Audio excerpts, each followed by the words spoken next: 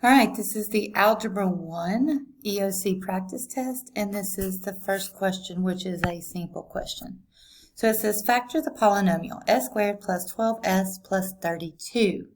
All right, so if you look at the choices here, you could just multiply these together and see which one equals this. But it says to factor, so we're going to do this by factoring. So if you have s squared plus 12s plus 32. You want to factor it, which means you need to rewrite it in a different way and kind of break it down. So we're going to factor it to s and s. S times s equals s squared. Now we need to know what multiplies to give us 32 and adds to give us 12. All right, so if you think of 32, you've got 1 and 32, 2 and 16, 4 and 8.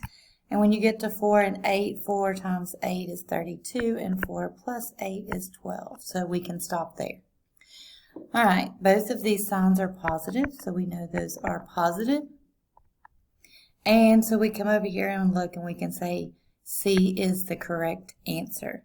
So again, if you wanted to check this, you could just do distributive property, or some people call it FOIL. S times S is S squared.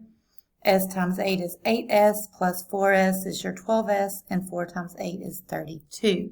So the answer to the sample question is C.